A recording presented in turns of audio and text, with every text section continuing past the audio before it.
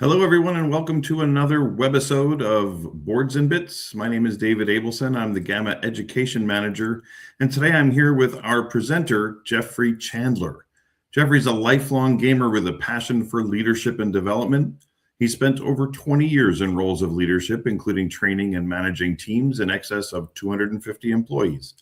His knowledge set for tabletop gaming is quite diverse, and he's someone fascinated with all things centered around the philosophy of how we lead. Welcome to the show, Chandler. Thank you very much. Um, Let me go and make sure my deck is ready. Okay, yep. So I decided to call this presentation, It's Time for a New Edition. And um, I'll get into the reason as to why. But I want to talk a little bit about myself and then a little bit, hopefully, about you, for those of you that are interested in improving your leadership skills. Okay. So before we do any of that, I want to say thank you to Gamma and thank you to all of you that are here. Your single most valuable resource in your life is your time. You could be playing video games right now. You could be spending time with your family. You could be working, but you're here with me, hopefully with an interest to improve your leadership and development skills. I also want to thank Gamma for hosting this and Mr. Abelson for basically being here with me for the last few months, helping me get this set up and making sure that I'm prepped for this. I love engagement. In previous employers, I have been known for the person who takes everything off the roads and the train has no tracks. I encourage everyone to engage. You're welcome to issue comments. There will be a section at the end for a little bit of Q&A, but if you got something on your mind, I'd like to hear it now and we can discuss it. You may also see me fidgeting around a little bit. I'm used to walking around in rooms, so just kind of sit and put for a little bit. Um, just different for me. So I want to talk a little bit about who I am first. My name is Jeffrey Chandler. Everyone calls me Chandler. I'm okay with that. I have done various leadership roles for over 20 years now. I've been anything from a team leader to a contact center, call center manager. I'm also a lifelong gamer. I remember really my first indoctrination into unplugged gaming because at the time I was just playing my, PlayStation and whatnot. But one day I sat down at my um, freshman year of high school, sat down next to a guy, and in our science class, Science 101, looked across the table and he had this big black book that had a dragon on the front of it. It said Dungeons and Dragons. And that's kind of where my unplugged gaming kind of started. Um, I'll tell you what I'm not. I'm not naturally talented. I'm actually not naturally talented in really anything. I'm not a good public speaker, or at least I'm not naturally. I've taken a lot of courses to try to improve that, but I'll never be as talented as some of those out there that just came naturally to. I'm not even a natural leader. Here I am teaching leadership and development, but I'm not a natural leader. I just didn't wake up one day and decide I was Captain America leading people from the front.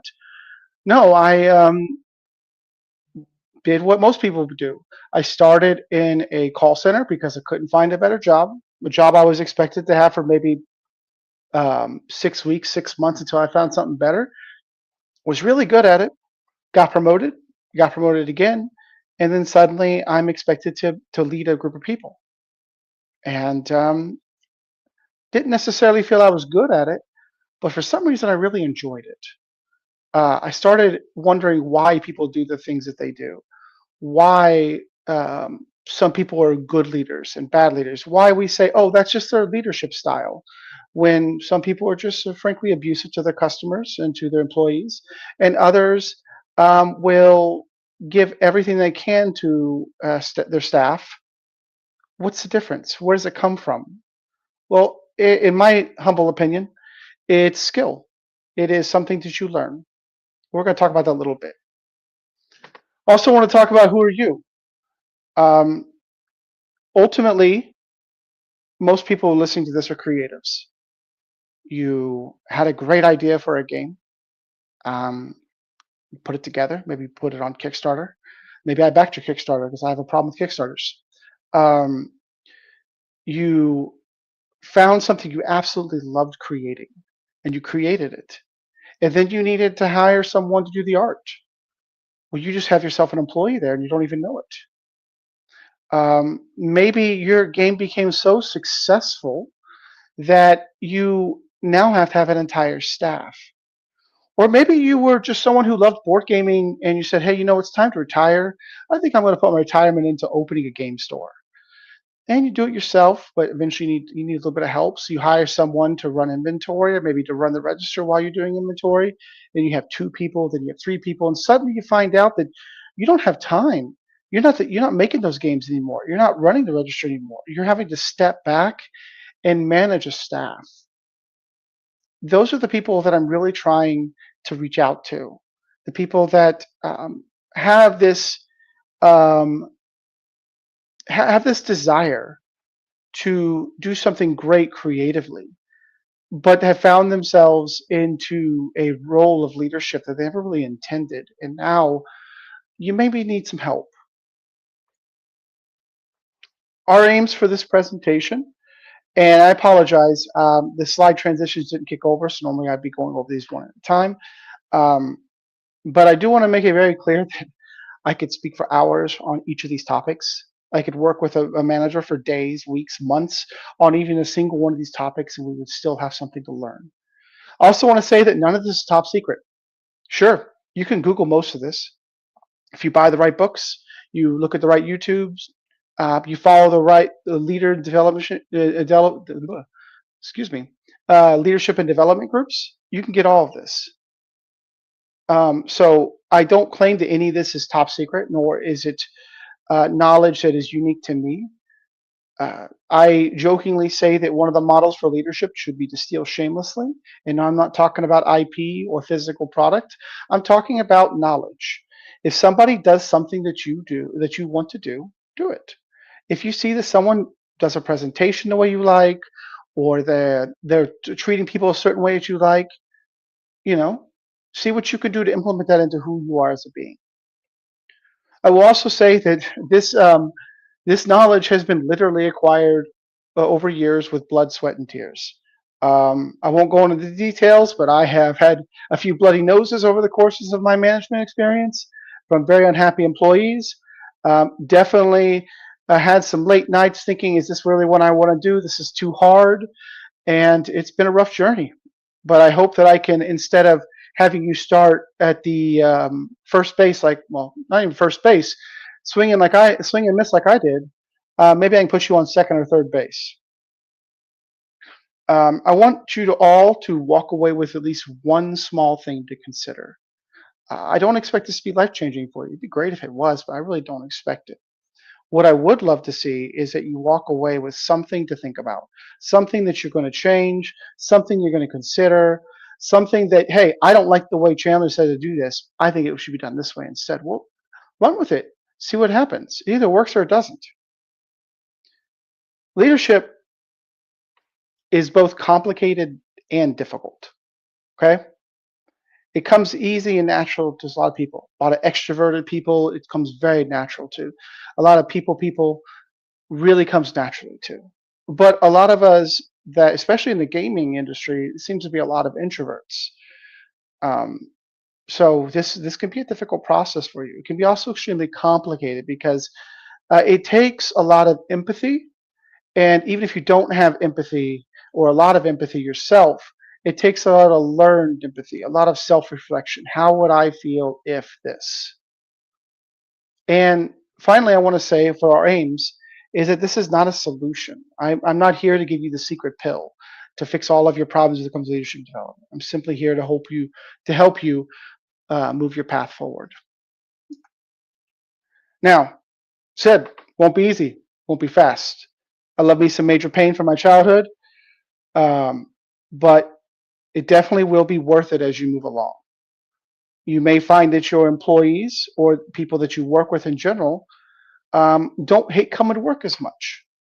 You may find that you don't hate coming to work as much. Hopefully, you all love your jobs, but there's definitely difficult bits of it. So this is all about improving who you are as a person. Just like when we're playing a board game or a miniature game or a TCG, we try to improve our skills. I'm hoping to help you improve your career skills.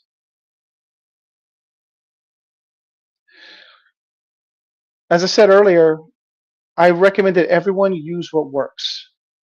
Another one of my childhood movies, Bloodsport. Jean-Claude Van Damme's character said, "You told me use any tactic to work, never commit yourself to one style to keep an open mind." Use what works. Instead of looking at that other manager and saying, well, they have it easy because everything comes natural to them. It may not. It probably doesn't. Let's look and see what they're doing that does work. That is the important thing, is just using what works from everything around you. Now, I want to get some leadership 101 stuff out of the way.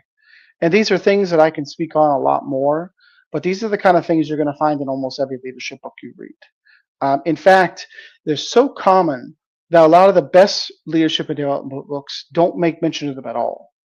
Mainly because it's something that we have, frankly, already seen. And some of these things may even be a little annoying to you. The first term I want to go over is leadership capital. Leadership capital is kind of a nebulous term, but think of it as a resource that you slowly gain by working with people. And that is gained more or less when you do something for them, when you help them out. That employee who really needs a day off, but it's going to mean that you have to come in, you help them out. Okay, you just got 5 points of leadership capital. Now, there's no real gauge of those numbers. It's just more of a feeling. But you do earn it slowly by working with people. Some people, it comes by faster. Some people, it's slower. Some people, you'll never gain a single point of leadership capital from them in their entire career. They're only here for a paycheck. Maybe they're not even here for that. Maybe they're just here because it's what they need to do to survive, and there's nothing you can do to make them happy. It is also a resource that you can spend. When you need someone to come in because one of your assistants just called off, and you're all by yourself, and you need someone there for you because you're busy, that's when leadership capital can be spent. It can also be spent when working with a colleague. Maybe you have a colleague who you don't actually directly lead, but I'm getting ahead of myself when it comes to who we lead. Um, maybe you need their help, and because you've been there for them in the past, they're going to come and be there for you. This is not a one for one. This is not a system that you gain 5 points, so you're going to spend 5 points on this or that. It is an overall feeling of camaraderie and togetherness that a company should hopefully slowly build. So be careful, because as we'll discuss a little bit later, just because you're the boss doesn't mean that you can just tell them what to do. Another very common thing you'll see, and I meant to put some pictures in this, but I unfortunately forgot, what is the quadrant methodology. Quadrant methodology is a very simple, very easy to understand system. It's about placing things where they belong. Something is either simple and easy. I'm sorry. It's either simple and easy, difficult and complex, or some combination of those two. It can be a difficult, simple thing to do. A difficult, simple thing to do might be lifting weights. It's really simple. You pick up heavy thing, you put it back down. Pretty simple, right? But it's difficult. It hurts. Something could be extremely easy to do, but it's very complicated or complex. That might be an Excel sheet for you. Maybe for you, you're Excel guru. You knew all the Excel stuff, but it's going to take time. It's a very complicated work, but it's really simple for you. So this methodology is a way of discerning what kind of work is complicated or what kind of work is used for other people. You may have a staff member who doesn't really understand the register. No matter how much you train them, they're just not great at it. Yeah, they can do it. They can do it in a crunch if they need to. They can cover the desk if someone's a break. But really what they're really good is inventory. but what they're really good is customer service. Maybe they're the person walking around the floor, engaging with the customers and getting them to look at product. So you want to think about where your employees are, where they are in your business, what they work for, what gives them passion. Maybe you have an employee who loves the Pokemon. They love Pokemon. Well, would it really hurt you to let them lead in a Pokemon event once a month? Maybe you let them lead the event. They get a few hours paid to run the event, and you have someone watch the desk. Works. And you can get a lot of that through quadrant methodology by just figuring out what is simple and what is complex and what is difficult and what is easy for people. Um, another thing that we'll talk about in kind of the leadership 101 is the 80-20 rule. The 80-20 rule is a fairly simple concept. It is an unfortunate concept, but generally holds true for all employment, all companies. 20% of your staff is going to do about 80% of the work. Um, it's very unfortunate, but in a lot of companies, it becomes very clear that if you had lost an employee or two, they might not negatively affect the business. Now, I'm not going to go into a great deal of detail with this.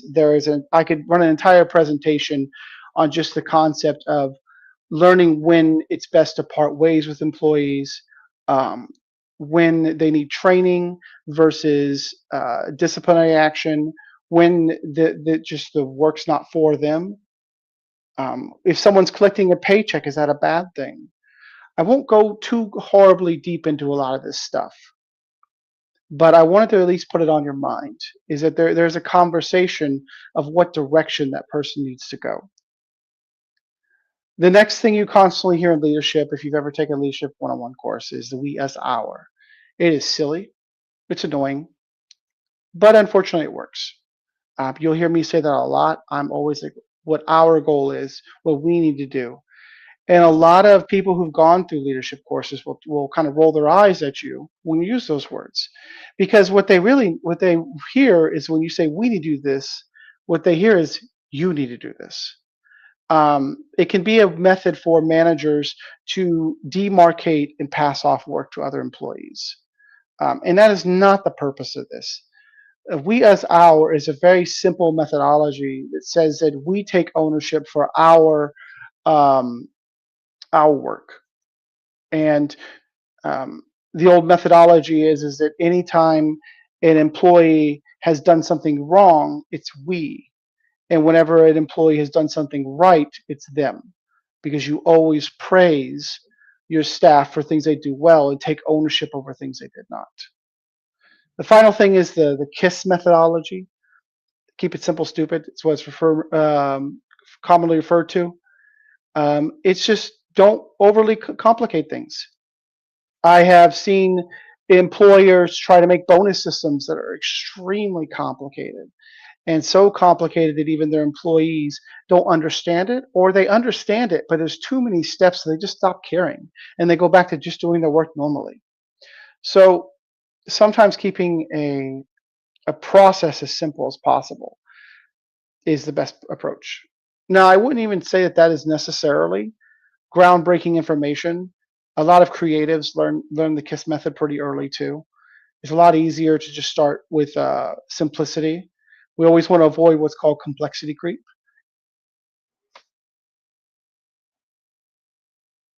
Now,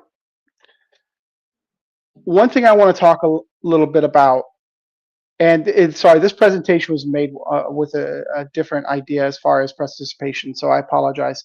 But I want you all to think about if you're a leader. It's very easy to be a leader if you've been assigned staff to work for you.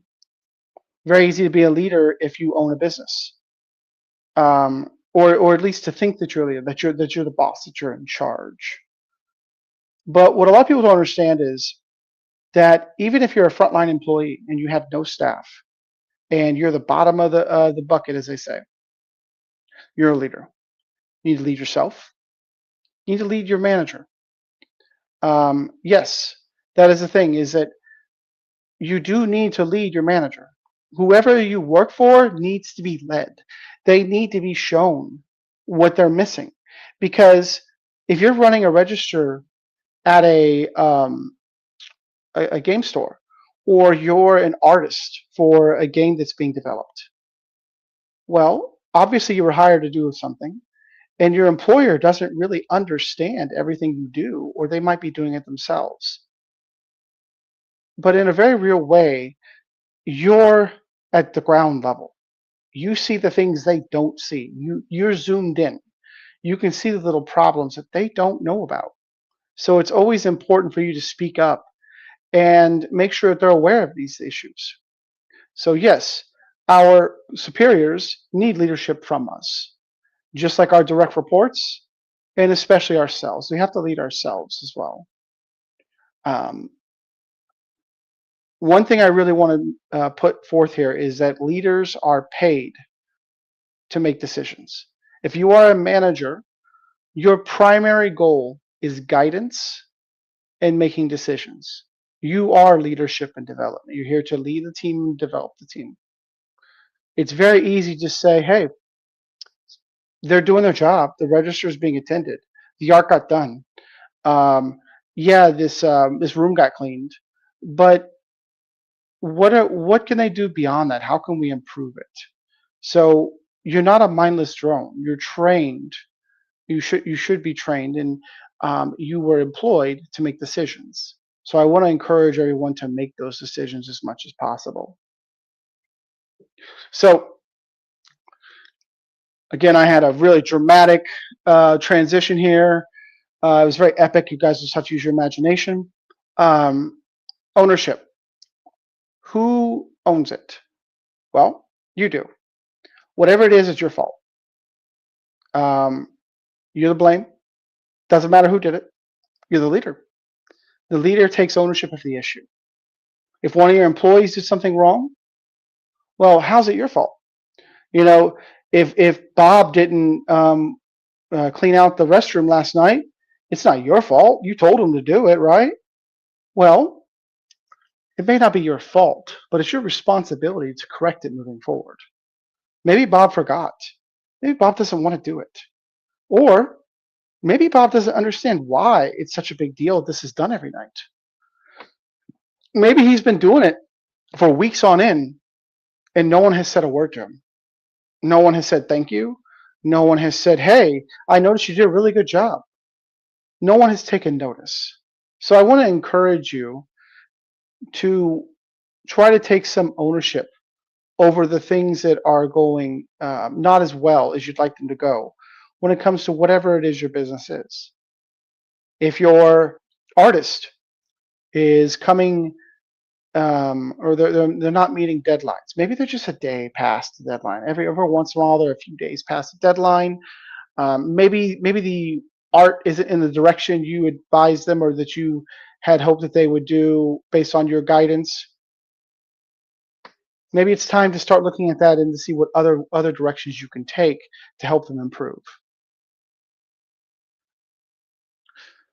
Speaking a little intrusive thoughts when it comes to how people perceive their job, we've all heard these. Some of these, a lot of these, we probably even said ourselves. It's not my job. It's never a good answer for a leader. Your job as a leader is to step in and do what needs to be done and to try to help find better processes in the future. Um, One of the phrases that I was very known for in my younger leadership career was, I'm not interested in hearing how it's not your fault. Sounds real mean, right? It is. It was not a great phrase. Some people need that tough love, but at the end of the day, for the average employee, this is not a phrase you really want to use. Like I said, we all learn. This is a prime example of me learning. But what I meant is sound. Let's focus on how it wasn't your fault, or let's focus away from how it wasn't your fault. Let's focus away from necessarily what was done incorrectly. Let's focus away all the factors than make it something that was bound to happen. Let's focus towards the areas that you personally can work on improving. If your store didn't get locked up correctly because the person closing didn't lock it, well, maybe we need to develop a process so that's a little bit easier to do that. Maybe for a little while you need to call them up and when they're done, or maybe they can send you a quick text letting you know the store was locked up. Create a process or a methodology that can help you improve and focus on what you can do to implement it, not how it's someone's fault, not how it's not someone's fault, and not how nothing is going to change. A very common thing I hear from people is that I don't have the time. Don't have time for this, don't have time for that. Oh, I really want to play this game, but I don't have time. Oh, I really want to start exercising, don't have time. I really want to implement these new leadership policies, but I don't really have time. Well, what you really should be saying is it's not a priority because you're setting your priority. If instead of working on your game that you're developing, you are playing a video game, you have decided that at the moment that video game is a higher priority for you than that board game that you're developing. Um, if you don't have enough time to clean the restroom out of the building for the night because you got so much else on your plate, maybe it's time to start talking about how your priorities are misaligned, or maybe some things need to shift around when it comes to those priorities.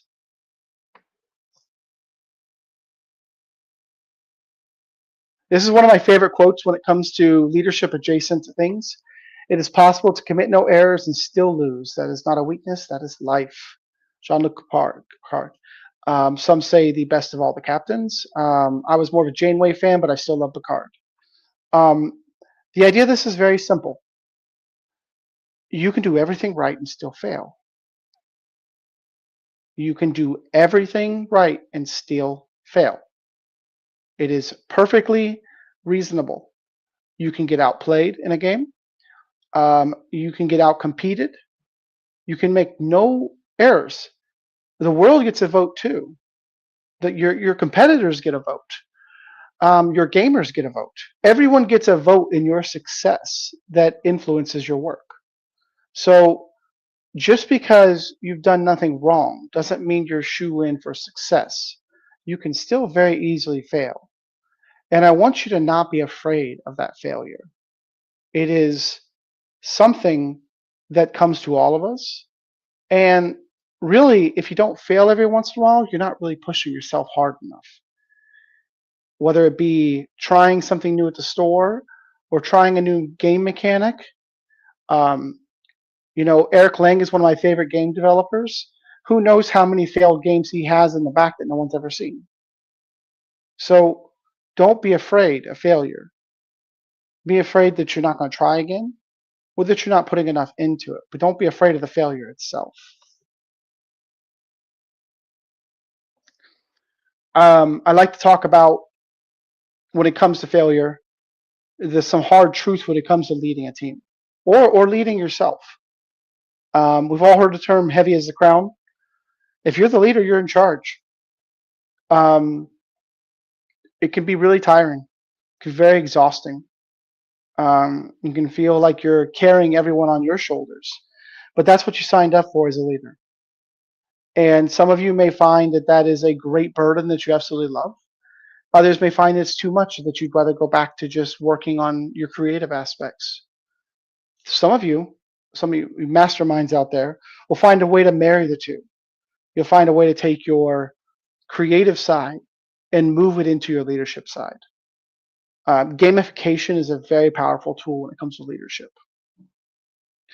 One of the truths when it comes to being a leader is that there are no bad employees, just bad leaders. What do I mean by that? Because I'm doing a lot of blaming the leaders out here. And the truth is the leaders are at fault. Um, Instead of just saying I have a bad employee, well, what are you doing to help them? Are you helping them get additional training? Are you working with them on their attitude? Do they know there's a problem? Or are you just assuming that there's no problem? I love my little cleaning out the restroom analogy, so I'll take one forward. Maybe you got an employee who's not cleaning the bathroom. Maybe they're just throwing some water on the floor and scrubbing it and walking away. Well, yeah, you can make fun of them and laugh about it and think this person's not good at their job and they don't know what they're doing. But if you actually taken the time to help them, have you actually sat down with them and explained what needs to happen and why it needs to happen? This is why all problems are ultimately leadership problems. And when you ultimately have that employee who just can't do the work, unfortunately, separation can happen. And that's also a leadership problem because you got to do what's good for the team, what's good for the business.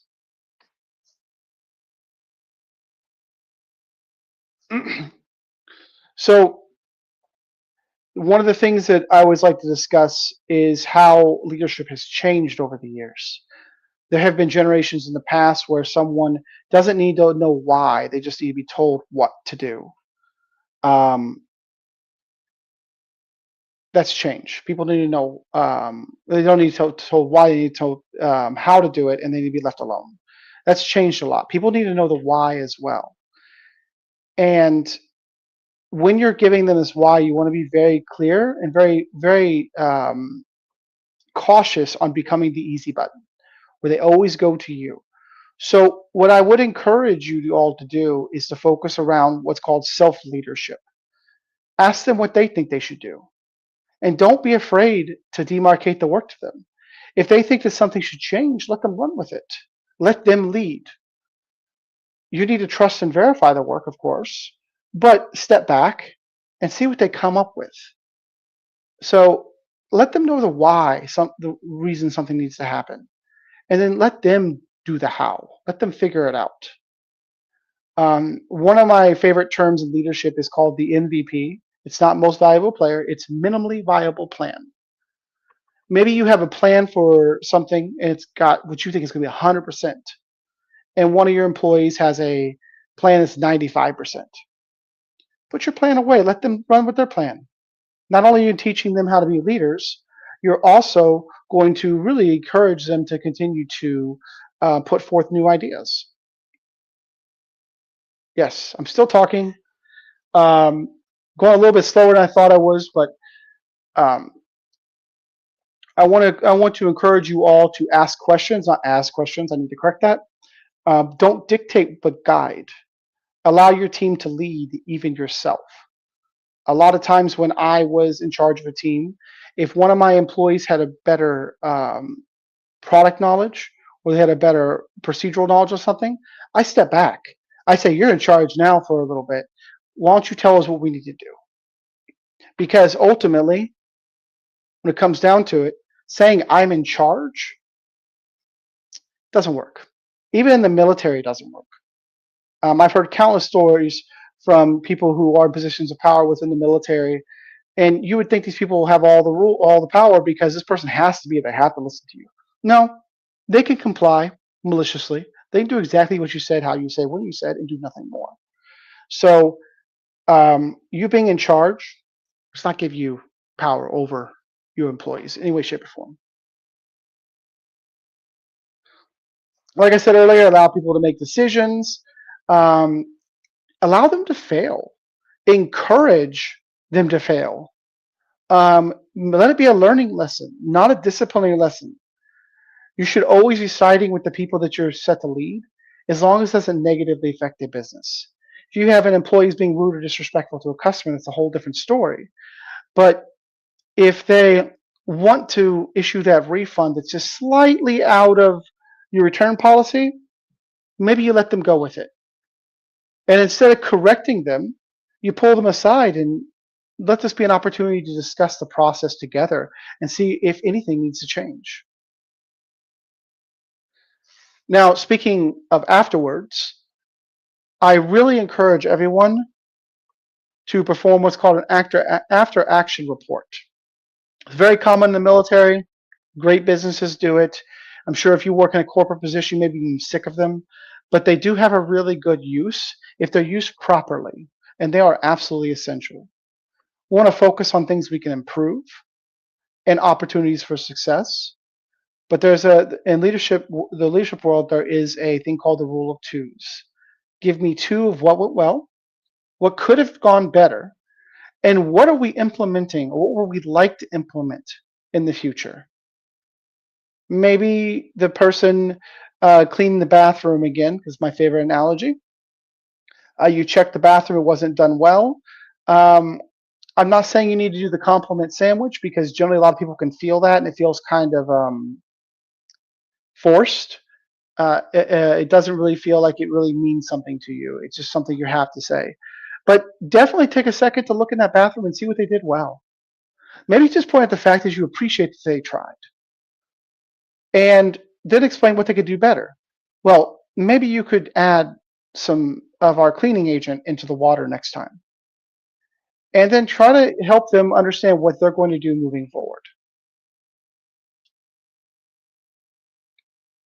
Now, this has been all very new to me, because I'm used to having people ask questions and everything. So I feel like I've been rambling a lot. I think this is the longest amount of time I've spoken uninterrupted in a long time.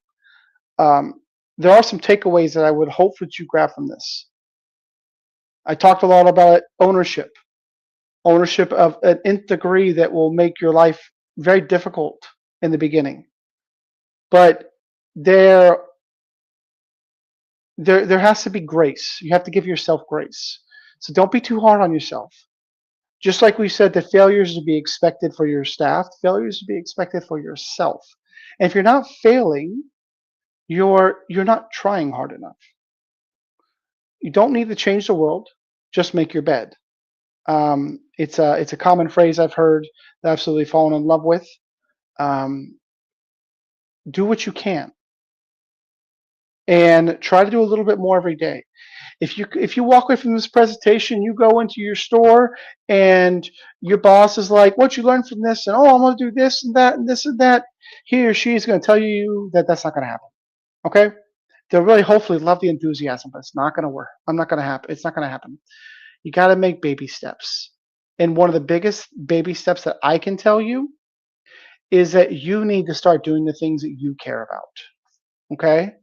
So you need to start looking at the opportunities within your business as a leader, and seeing what you can do to improve them on your own. Show people what they can do by doing it yourself. And it's going to be a lot harder than you think it is. It's also going to take a lot longer than you think it is. So I say again, baby steps. Slow, deliberate baby steps. Now, I have some suggested reading for everybody.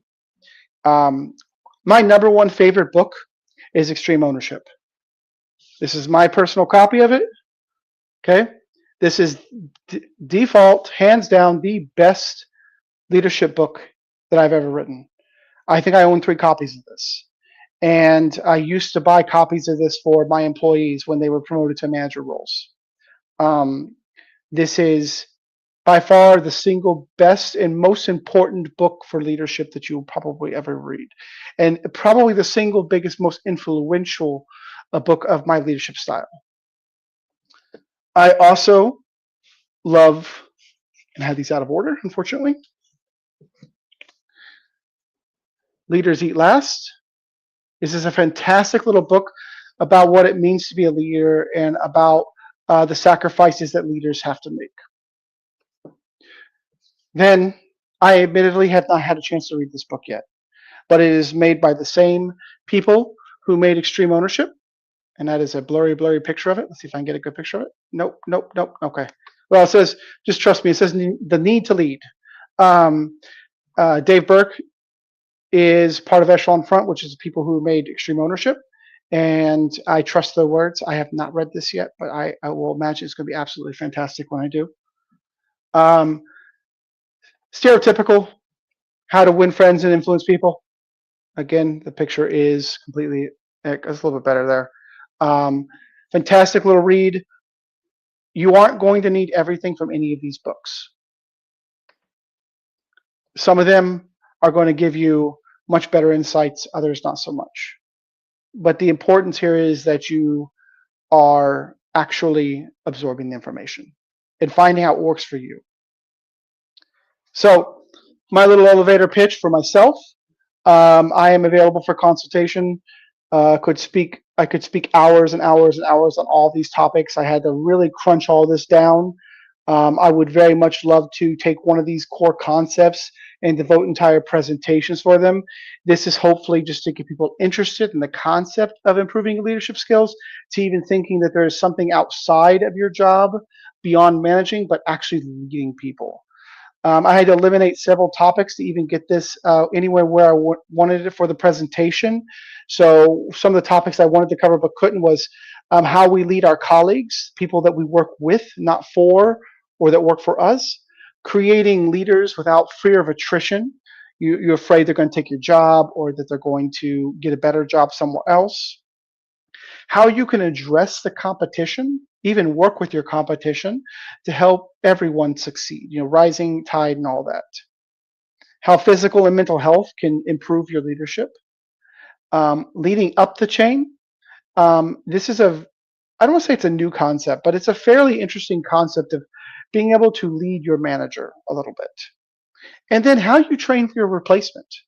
Because a good leader makes sure that when they get promoted, hopefully you get promoted, or move on to bigger things, that their staff is not left without a good leader. I always like to talk about after action reports for a few seconds.